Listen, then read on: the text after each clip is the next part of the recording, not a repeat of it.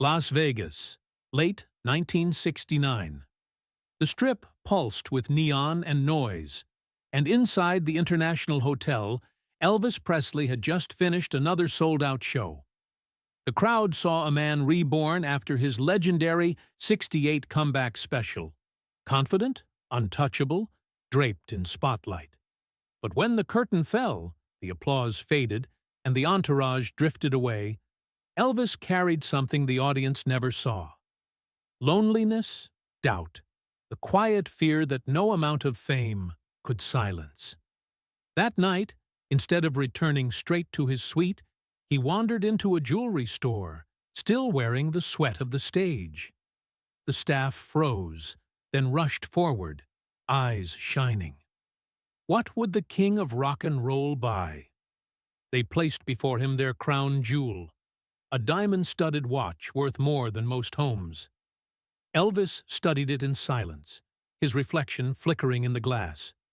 The room leaned in, breathless, and then he said softly, almost to himself, "I can't afford that."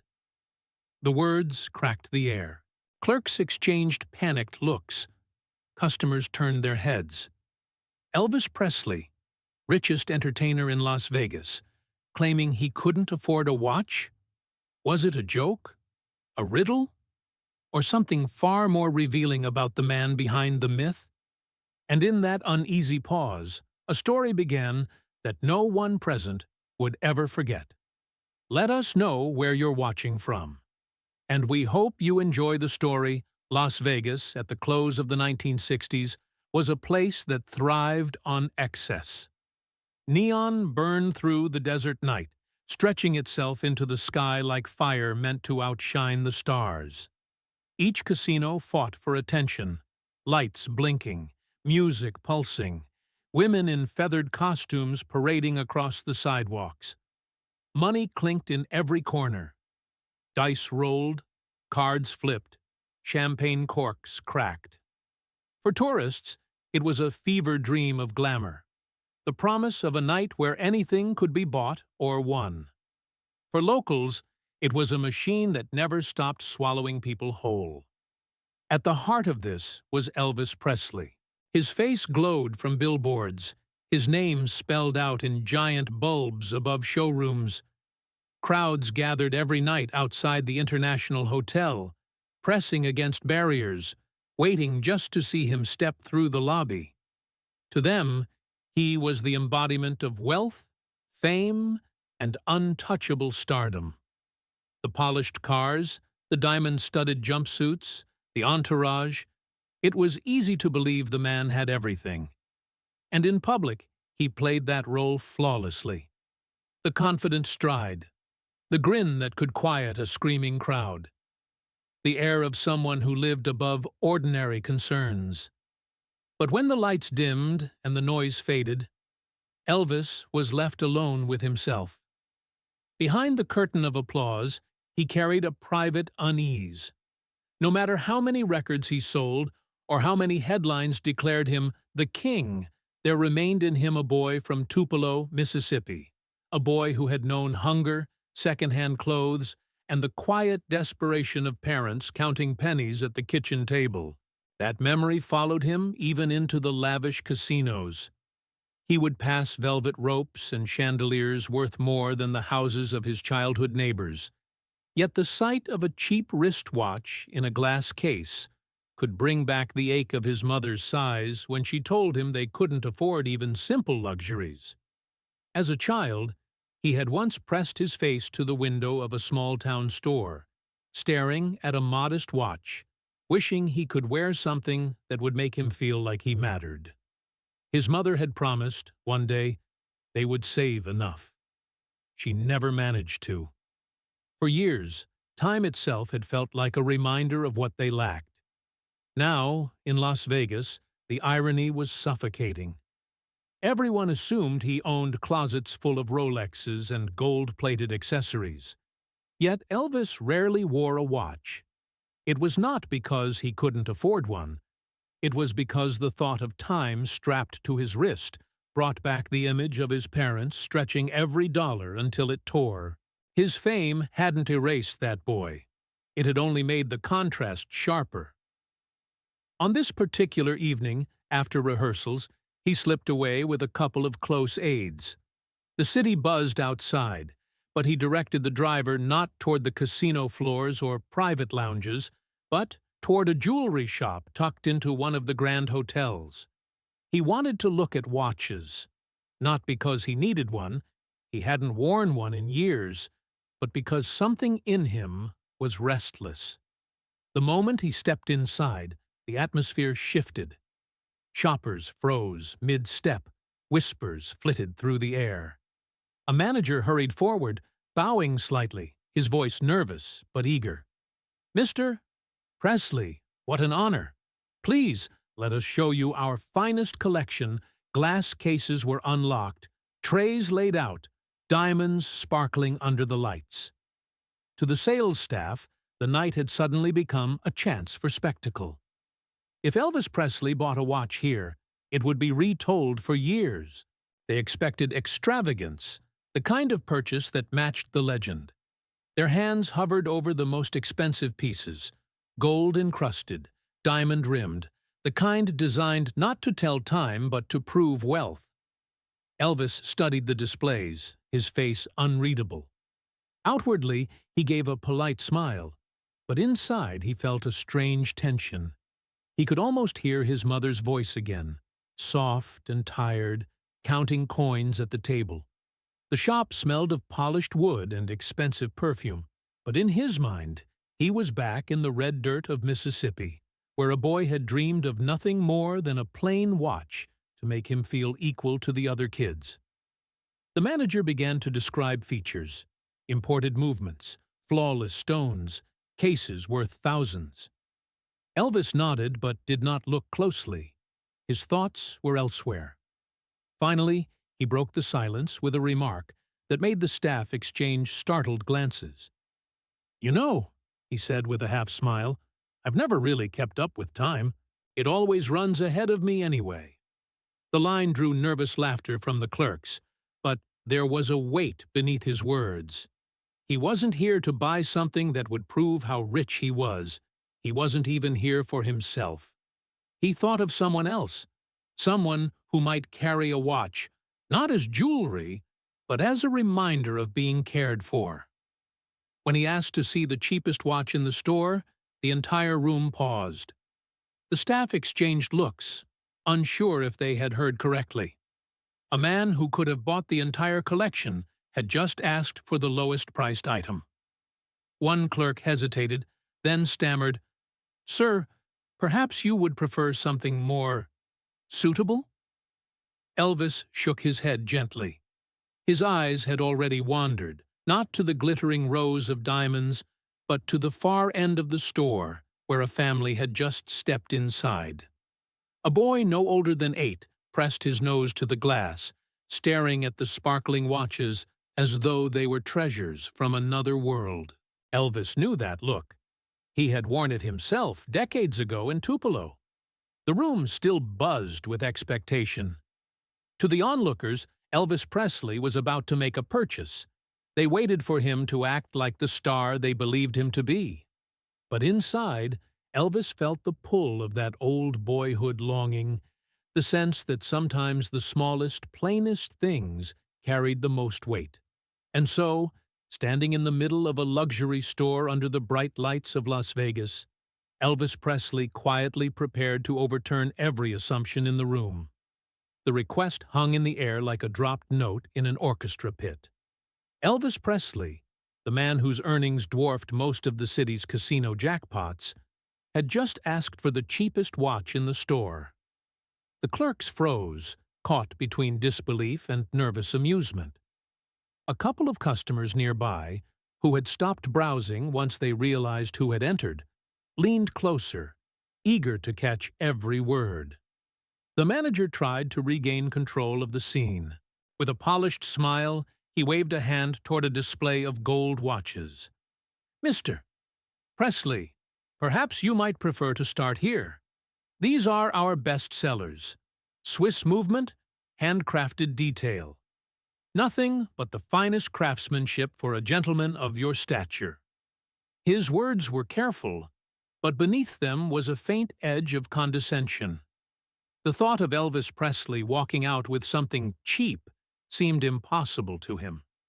Elvis didn't take the bait.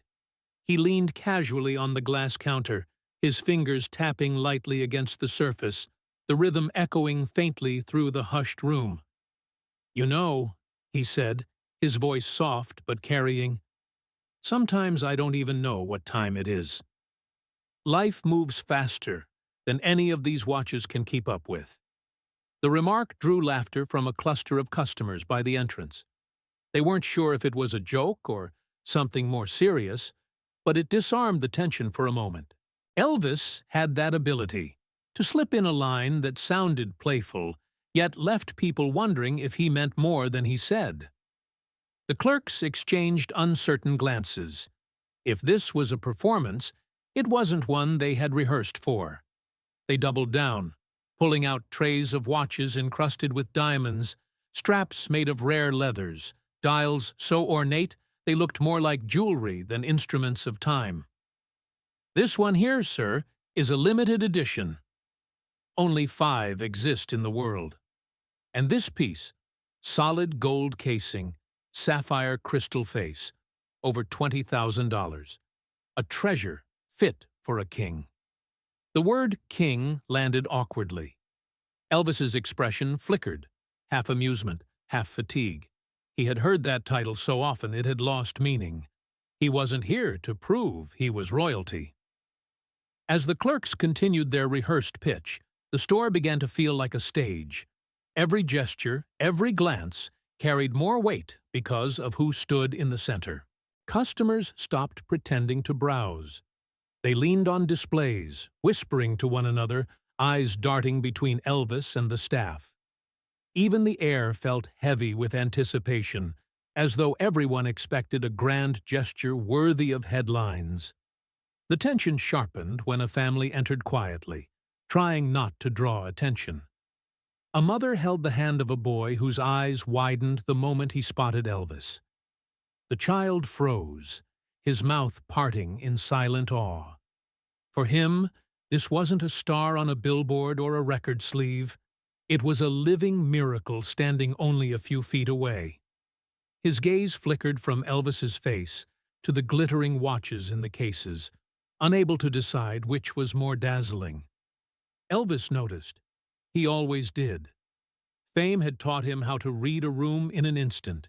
The envy in some eyes, the skepticism in others, the raw, unfiltered admiration in a child's stare.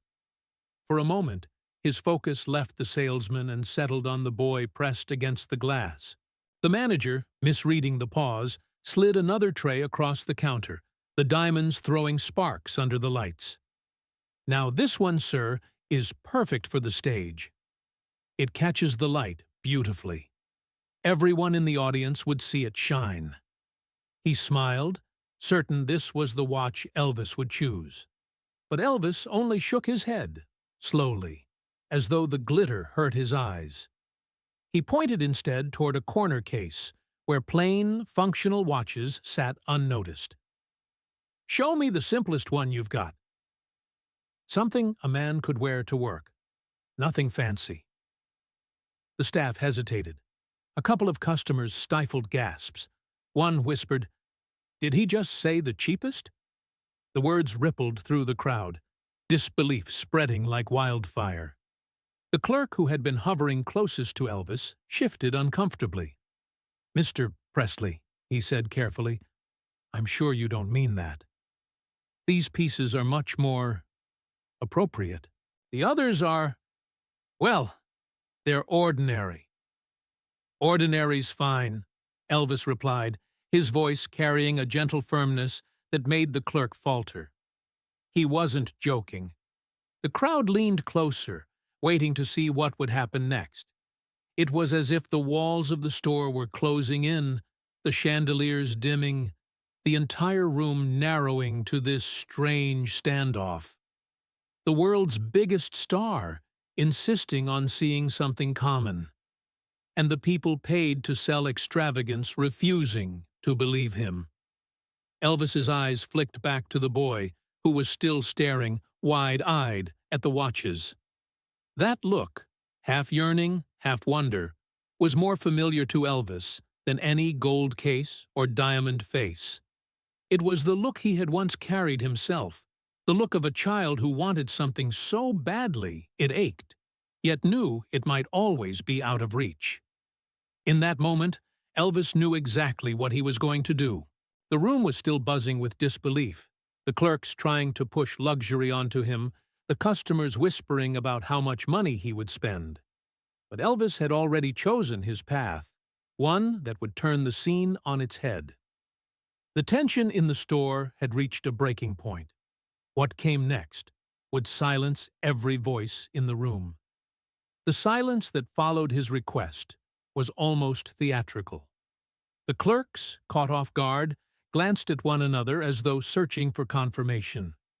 Was Elvis Presley, the man who could have bought the entire store outright, truly asking for a plain watch that most men in Las Vegas would have passed over without a second glance?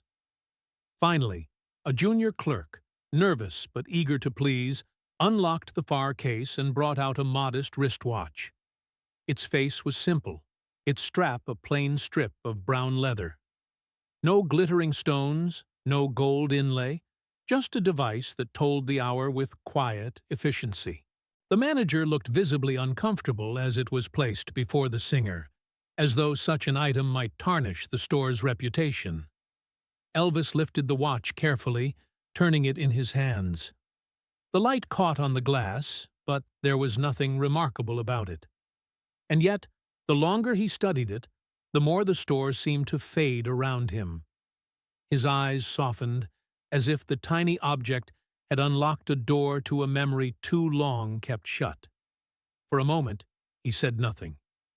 Then he turned toward the boy at the far end of the counter. The child's face was still pressed close to the glass, his breath fogging the surface.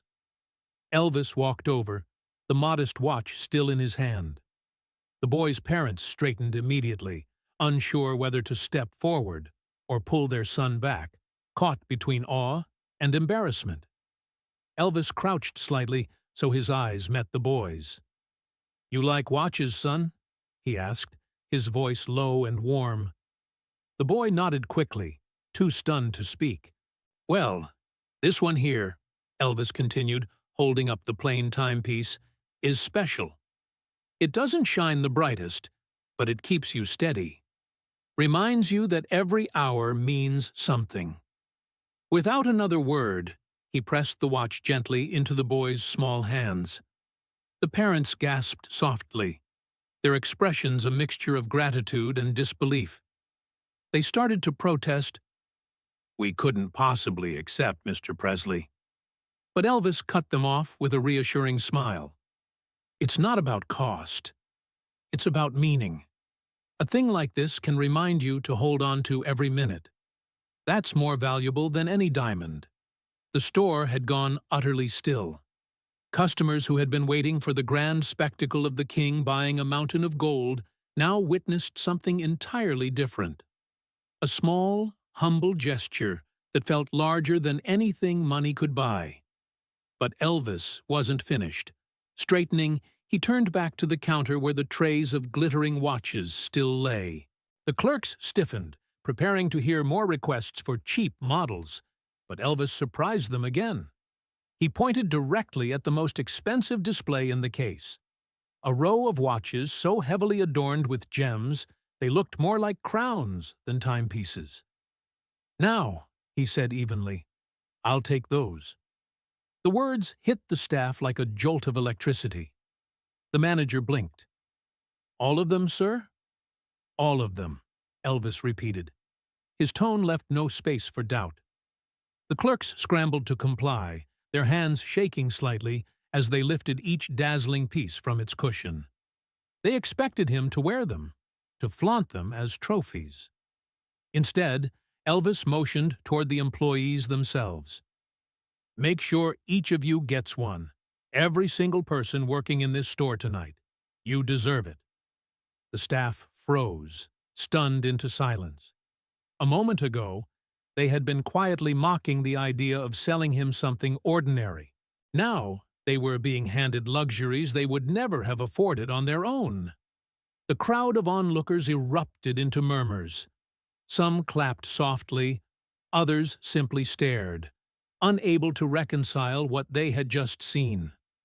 First, he had given a plain watch to a child, a gesture almost painfully intimate. Then, in the same breath, he had turned the script around, purchasing a fortune's worth of glittering pieces, not for himself, but for the clerks who had doubted him. The manager, caught between pride at the sale and disbelief at the distribution, struggled to find words. "Mr. Presley, are you certain?" But Elvis was already walking back toward the boy, now clutching the plain watch as though it were made of gold. He gave the family a small nod. "Take care of that.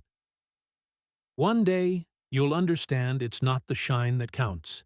It's the memory tied to it." The words settled over the store like a benediction. People had expected a purchase. Instead, they had witnessed a parable, acted out in real time. Elvis didn't need to explain further. For him, it wasn't about acquiring or displaying. It was about reminding everyone present, especially himself, that worth could never be measured in carats or price tags. It was written in the weight of small moments, the kind that lasted long after the lights of Las Vegas faded. And so, with a single decision, he turned a luxury showroom into something else entirely. A stage for generosity, where the rules of money no longer applied. What the crowd didn't know was that there was a deeper reason behind his choices, one that had been hidden since his boyhood. That reason was about to come to light. The store was still buzzing from the spectacle when Elvis set the last tray back down on the counter. The clerks stood with jeweled watches in their hands, their faces a mix of gratitude and disbelief. Customers whispered like witnesses to some secret performance that only they had been chosen to see. But in the midst of all the excitement, Elvis's expression shifted. His usual half-smile gave way to something quieter, almost solemn. He looked down at the plain watch now missing from the case, the one he had pressed into the boy's palm. It lingered in his thoughts as though it had pulled him into another time. The bright chandeliers, the polished marble floors, the thick perfume of money in the air, all of it receded. For a moment, he was no longer in Las Vegas. He was back in Tupelo. The memory came to him with startling clarity. His father standing awkwardly in the doorway of a general store, his hands rough and empty of cash. Elvis had been no more than 9, tugging at his father's sleeve, his eyes glued to a display of watches that ticked softly under glass. They were nothing special, cheap, ordinary things, but to a boy who had never owned one, they seemed like treasures from another world. His father had promised, "Maybe someday, son," with a weak smile that didn't quite hide the shame. They had left without buying anything, and Elvis had walked home with his hands stuffed in his pockets, pretending not to care. But inside, the disappointment cut deep. The idea of owning a watch had become a symbol for something larger. Proof that his family wasn't always last in line, that time itself could belong to him. Now, decades later, the memory returned with force. That boy had grown up to command stages bigger than anyone in the world, but the ache of wanting and not having had never fully disappeared. He glanced around at the expectant faces in the store and realized that none of them could possibly understand. To most of these people, a watch was an accessory, a mark of status, a trinket for the wealthy. To him, it was a reminder of nights when his mother counted coins at the kitchen table until her fingers trembled. Breaking the silence, Elvis spoke, not to the clerks, not to the crowd, but almost to himself. When I was a kid, my daddy tried to buy me a watch once. Didn't have enough money for even the cheapest one. That stuck with me. For years his voice carried evenly, yet it was laced with something raw that silenced the whispers. The manager shifted uncomfortably. Customers leaned forward, drawn by the unexpected confession. Elvis continued, his eyes still far away. That watch I gave that boy tonight. It reminded me of the one I never had. Funny thing, ain't it? I've had more money pass through my hands than I ever dreamed of. But it's the simple things that stay with you. There was no theater in his tone now, no sparkle meant to charm. It was just a man speaking from a scar that hadn't healed. The honesty startled the room more than any purchase could have. Then he turned back to the counter. His hand rested lightly on the glass, and he addressed the clerk who had earlier hesitated to bring out the cheap model. "Tell me, how many of those simple watches do you keep in stock?" The clerk blinked. "Sir? You mean the basic line?" "That's right," Elvis said calmly. "Every last one you've got in the store." The request sent another ripple of shock through the room. This wasn't diamonds or gold he was asking for. It was the very item they had dismissed as beneath him. The clerks scrambled, whispering urgently among themselves, unsure whether to treat the request as genuine or some odd joke. But the look on Elvis's face left no room for doubt. As the boxes were carried out from the back room, stacked one upon another, the store began to feel different. This wasn't the gleam of wealth anymore. It was something heavier, something human. Customers exchanged glances, as though trying to piece together what they were witnessing. Elvis touched one of the boxes, then looked back toward the boy, still clutching his gift. "These aren't just watches," he said softly. "They're reminders. Life goes fast. Faster than you think. If you don't pay attention, you miss the hours that matter." The words hung in the air. For once, there were no gasps, no claps, just silence. A silence filled with the weight of understanding. The clerks finished stacking the plain watches on the counter. Dozens of them, lined up like soldiers, each one an echo of the childhood Elvis had carried with him all his life. He looked at the pile, then at the room full of strangers, and something inside him shifted. He wasn't buying these to hoard them. He was buying them to give them away. To make sure no boy or girl would ever stare through glass the way he once had. Aching for something so small, yet so unreachable. And in that moment, the story of the king and his watches became more than a tale of wealth. It became a bridge between the child who had gone without and the man who could now choose differently. The boxes of plain watches sat stacked on the counter like an unlikely treasure hoard. For the staff, it was the strangest sale they had ever seen. Not the glittering pieces they'd tried to push, but the most ordinary items in the store, gathered in bulk by a man who could have bought entire casinos if he wished. The clerks whispered nervously among themselves, unsure how to even ring up such a purchase.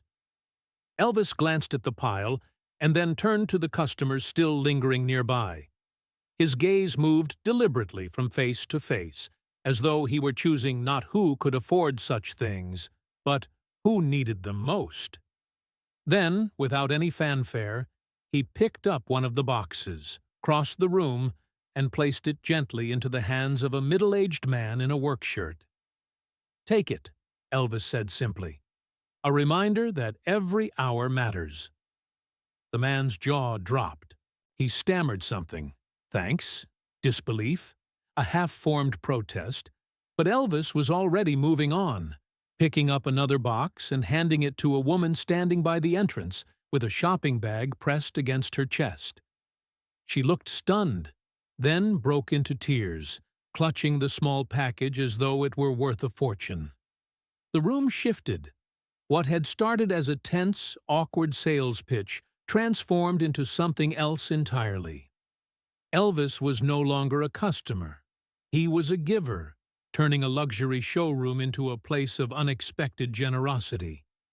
When he reached the boy from earlier, who still clutched his first watch tightly in both hands, Elvis paused.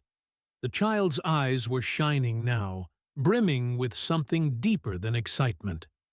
His lip trembled, and suddenly he began to cry, not from sadness, but from an overwhelming sense of joy, too big for his small frame to contain. His parents knelt beside him, flustered and apologetic, but Elvis shook his head gently.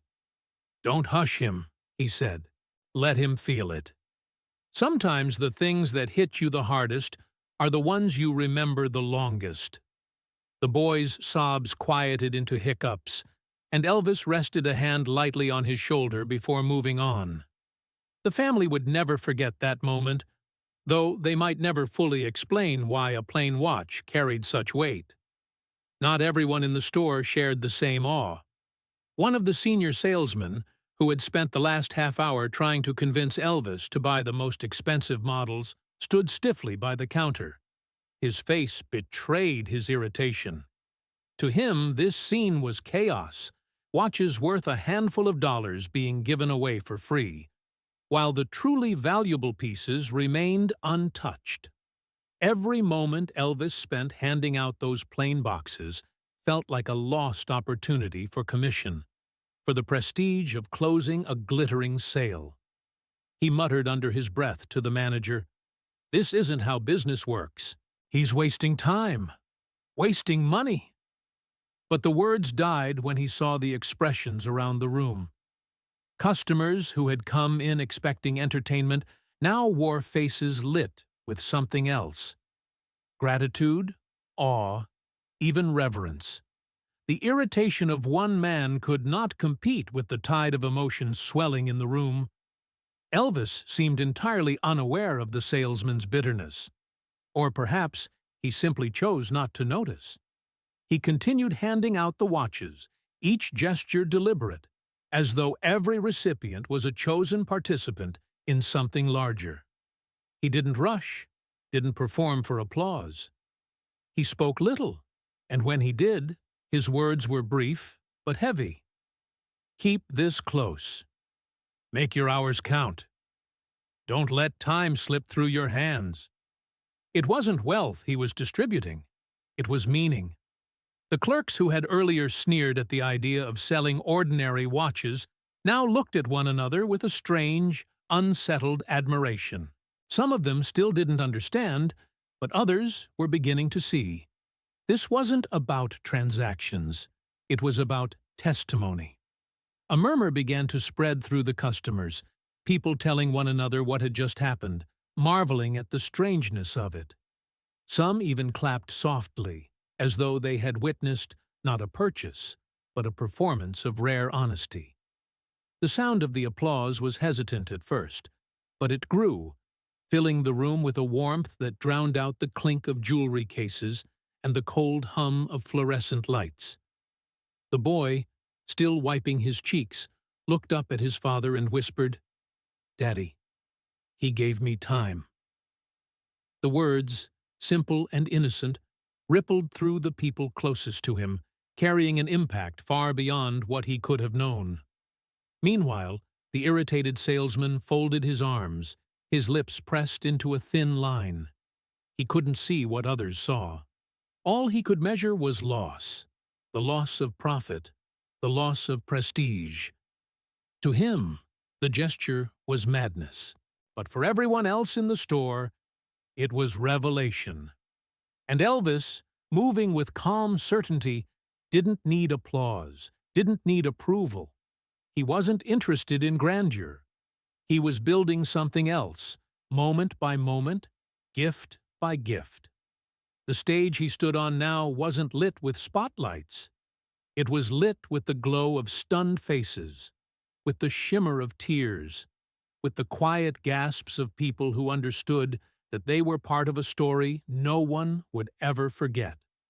But what none of them could predict was that Elvis wasn't finished. He had already turned expectation upside down, yet a greater surprise was still waiting just beyond the counter. By the time the last of the plain watches had been handed out, the room felt transformed. It was no longer a jewelry store, but a place charged with something closer to reverence. The customers clutched their small boxes as though they carried far more than steel and glass. Even some of the staff, still dazed by their own unexpected gifts, wore softened expressions, the earlier tension replaced with quiet awe. For a moment, it seemed the story had reached its conclusion. Elvis had given meaning where others expected spectacle. The crowd had witnessed a lesson in humility and generosity, and the mood in the room suggested it would be remembered for years. Yet, just when the tension began to settle, Elvis did something no one could have predicted. He turned back toward the glittering case of the most extravagant watches, the very ones he had dismissed earlier. Their jeweled faces winked under the lights, brilliant and showy, almost mocking the humble scene that had just played out. The manager, sensing a shift, hurried forward with renewed energy. "Mr.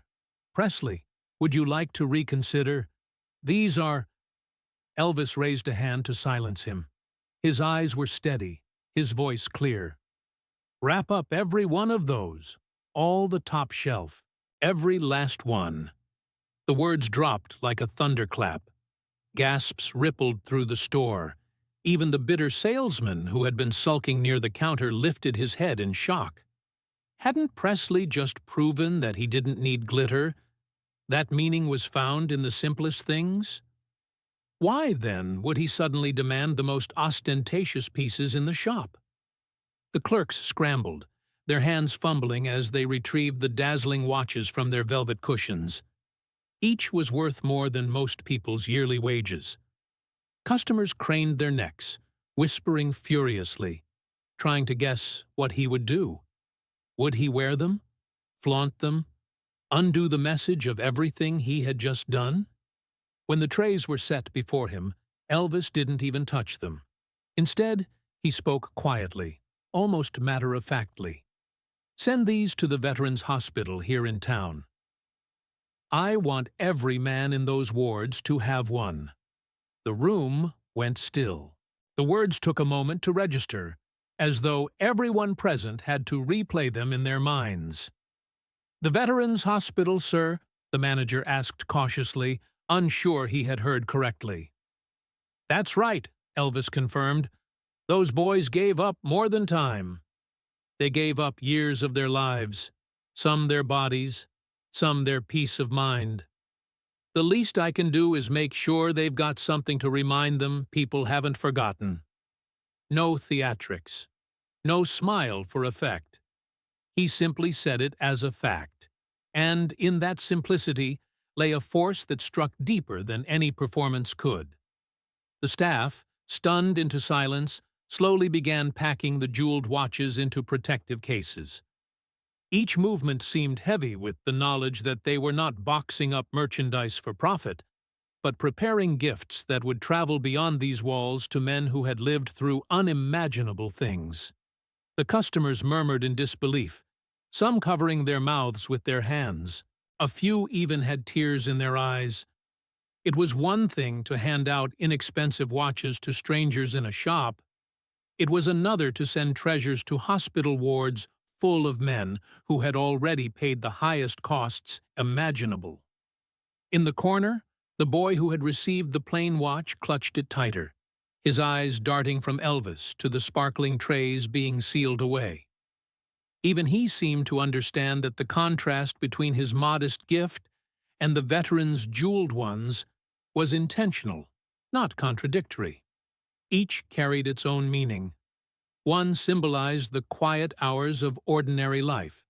The other stood as a tribute to lives interrupted, sacrifices too large to measure.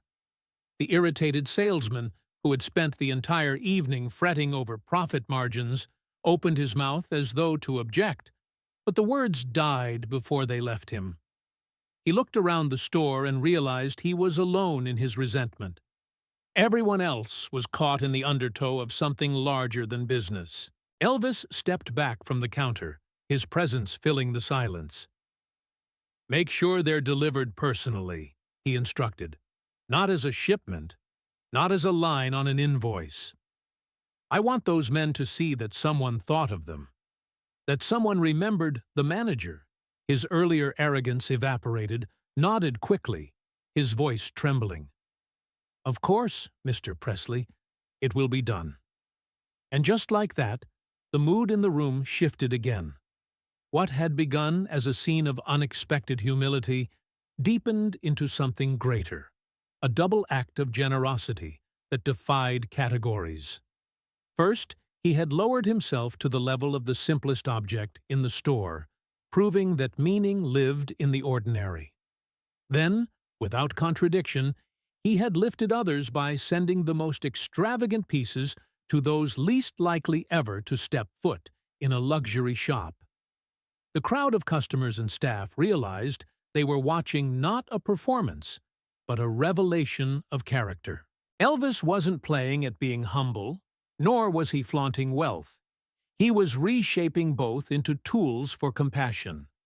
The store buzzed with a kind of hushed electricity. People looked at one another, whispering about what they had just seen, knowing instinctively that it was not a story to be kept, but one that would spread across the city by morning. And yet, even this astonishing gesture was not the end. The night still had another turn waiting, one that would take everything even further beyond what anyone thought possible. The packing of the jeweled watches went on quietly, each click of a clasp echoing through the room like a drumbeat. The customers remained rooted in place, unwilling to leave, as if they were participants in a rare ceremony rather than shoppers in a store. Even the staff, who only an hour earlier had worn polished smiles of practiced indifference, now moved with an air of reverence. Something unseen had shifted in the air, and they felt it pressing on their shoulders. For many, words failed. But one sound began to break the silence. A scattering of applause, hesitant at first, then swelling as more joined in. It wasn't the thunderous ovation of a concert hall. It was something softer, almost reverent, as though clapping too loudly might shatter the fragile magic of the moment. The clerks exchanged glances, caught between the duties of their job and the realization that their store had just become the stage for an unforgettable act. One young salesman in particular, barely more than a boy himself, with slicked hair and nervous hands, stood near the counter, his lips trembling. He tried to steady himself, but when Elvis turned toward him, the young man's composure broke. Tears spilled down his face, sudden and unrestrained. The room hushed again, all eyes shifting to the unexpected outburst. The clerk stammered, "My brother." "He's there. At the Veterans Hospital. He hasn't walked since he came back. You don't know what this will mean to him, to all of them." His voice cracked under the weight of emotion. For a second, Elvis said nothing. He simply crossed the room, placed a steady hand on the young man's shoulder, and pulled him into an embrace. The gesture was uncalculated, natural, almost instinctive. Cameras weren't here to capture it. No headlines would record it. But everyone present knew they were seeing something truer than any performance. The embrace lingered long enough for the young man to gather himself. When they separated, Elvis looked him square in the eye. "You tell your brother he's not forgotten. Not by me, not by anyone." The young man nodded through his tears, his voice gone, but the gratitude in his face spoke volumes. Around them, several customers were crying openly now, moved less by the grandeur of the gift than by the simplicity of that embrace. And then something happened no one had anticipated. From the far side of the room, a middle-aged woman began to hum, just a few bars, soft and uncertain. At first, it was barely audible over the buzz of whispers. But then, someone else recognized the melody and joined in. and within moments, the tune became unmistakable. Can't help falling in love. It wasn't planned. It wasn't rehearsed. But in that instant, the store transformed into a chorus. Customers, clerks, even a few who had never sung a note in public, lifted their voices together. The melody filled the space, warm and imperfect, yet strangely beautiful. Elvis didn't stop them. He didn't interrupt or redirect the attention back to himself. Instead, he smiled faintly, folded his hands in front of him, and listened. The song was his, yes, but in their voices, it became something else. A thank you, a collective prayer, a way of acknowledging what words alone could not hold. By the time the last line faded, silence reclaimed the room. But it wasn't an awkward silence. It was the quiet that follows a sacred moment, when no one dares to speak for fear of diminishing it. The older salesman, the one who had been bitterly counting lost commissions, stood stiff and pale, his eyes darting around the room. For him, the scene was unbearable. Where he saw lost profit, others saw grace. He was the only one untouched by the spell, and in that isolation his resentment deepened. But even he could not bring himself to break the silence. Elvis finally spoke, his voice gentle but carrying, "Y'all didn't come here tonight expectin' this." "Neither did I. But sometimes the best things happen when they ain't planned." His words hung in the air, humble yet resonant. The clerks wiped their eyes. The customers clutched their gifted watches closer, and the young salesman whose brother lay in the hospital could only whisper, "Thank you," again and again. The room had been transformed. It was no longer a showroom for luxury goods. It was, for one evening, a place where barriers fell, between star and stranger, rich and poor, customer and clerk. All that remained was humanity, raw and luminous. Yet as Elvis moved toward the door, the night had one more revelation waiting. Outside those walls, a crowd had gathered, and within it, a figure from his past was about to step forward. Someone who would remind him that generosity could circle back in the most unexpected ways. The heavy glass doors swung open, and the neon blaze of the Vegas night rushed in. Outside, the sidewalks swelled with fans who had heard whispers of his presence. Some had waited hours, clutching autograph books and cameras, hoping for even a glimpse. The instant Elvis stepped into view, the murmur of voices erupted into cheers. But instead of slipping into the safety of his waiting car, he paused on the steps. His bodyguards exchanged nervous glances. They knew the risk of a crowd pressing too close, but Elvis lifted a hand to still them. Tonight wasn't about retreat. He wanted to meet the people who had braved the desert night just to stand under those garish hotel lights, waiting for him. He walked slowly down the steps, greeting faces in the front row with nods and quiet words. A woman in her 20s pushed forward, her voice trembling as she asked him to sign a ticket stub. He took it, scrawled his name, and handed it back with a wink. A young man shouted that his mother had loved Elvis since the Sun Records days. Elvis laughed softly and told him to send her his love. The crowd, packed shoulder to shoulder, pressed closer, their awe thick in the warm air. Then, from the middle of the throng, a voice called out, thin, older, carrying a tremor of disbelief. "Elvis? Is that really you?" The crowd parted slightly, and an elderly woman stepped forward. She was small, with silver hair pinned neatly back, her hands trembling as she clutched the strap of her handbag. Her eyes, however, were sharp with recognition. Elvis blinked. For a moment, the noise of the crowd faded into the background. He knew that face. The years had carved lines into it, but the expression, the way she held her chin, it was unmistakable. "Miss Taylor?" he asked slowly, his voice colored with wonder. The woman nodded, a tear already glistening in the corner of her eye. She had been a teacher at Hume's High School back in Memphis, decades earlier, when Elvis was still just a shy boy with second-hand clothes and a guitar he barely dared to bring to class. "You always sat in the back row," she said softly, "scribbling lyrics when you thought no one noticed." She gave a small laugh, touched with sadness. "You didn't even have a clock to tell you when the bell rang." "I remember." The crowd hushed.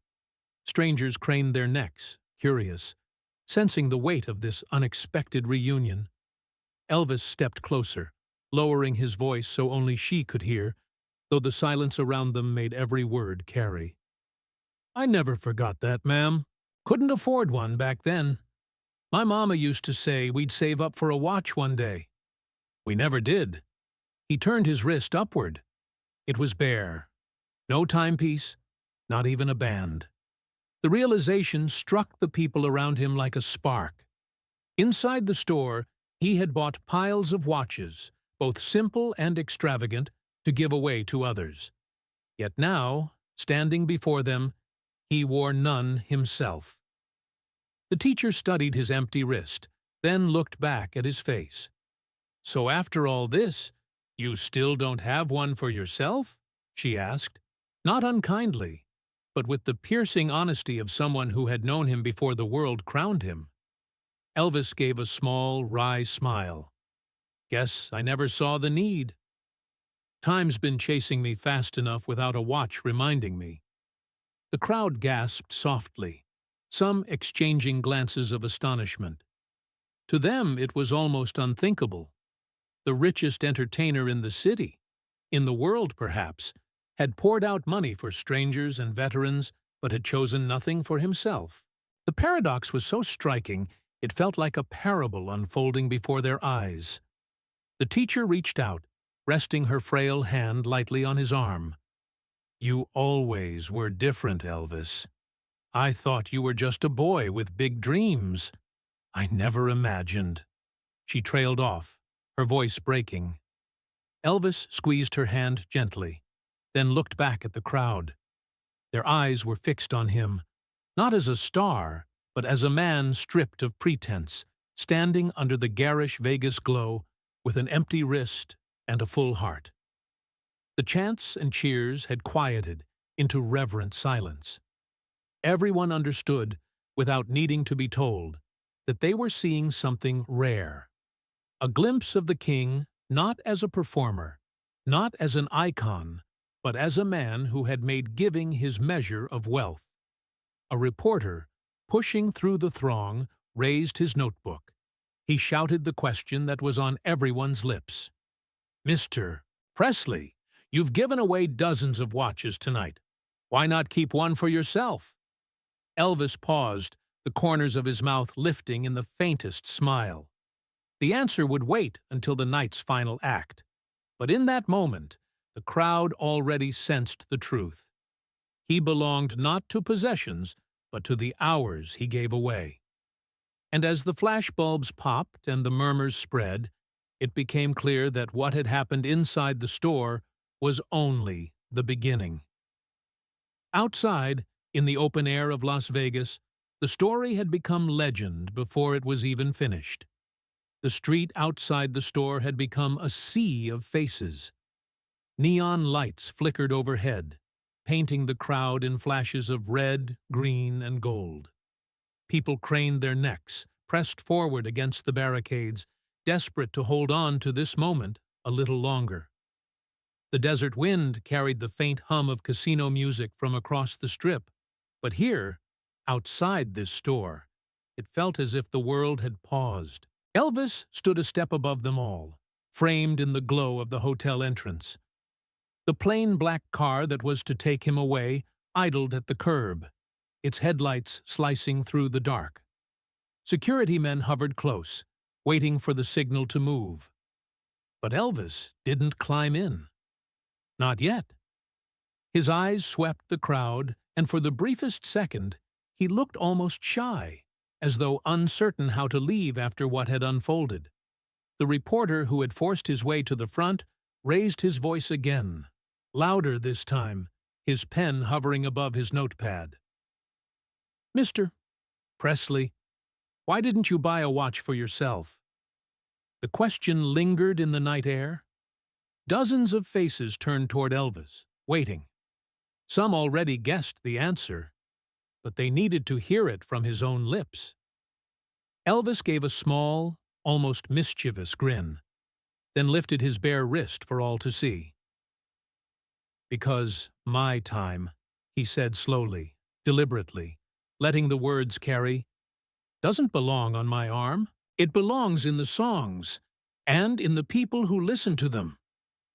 The words struck the crowd like a chord, reverberating through the silence. Some gasped, others broke into applause, while a few simply stood frozen, their eyes wet. The reporter's pen stilled. What he had come looking for, a headline, a quote, suddenly felt too small to capture what had just been spoken. Elvis lowered his arm and let the hush linger. His gaze fell briefly on the elderly teacher, still standing near the front. She nodded once, a tear slipping down her cheek, as if to say she understood better than anyone else there. Then, without warning, the crowd erupted. Not in the wild, frenzied way of a concert, but in a roar of gratitude. Applause thundered against the walls, cheers rose into the desert air, and voices shouted his name with a mix of reverence and love. Yet Elvis didn't bask in it. He simply stood quietly, his hands folded in front of him, absorbing it not as glory, but as connection. The bodyguards finally stepped in, guiding him gently toward the car. But even as he moved, he reached out, clasping hands, signing scraps of paper, touching shoulders. He gave what he could in those final steps, unwilling to leave anyone feeling overlooked. At the car door, he paused once more, turning back. The street had fallen into a hush again, as though waiting for a benediction. Elvis's voice carried steady and warm. "You don't measure life in the things you keep. You measure it in what you give away. Don't forget that."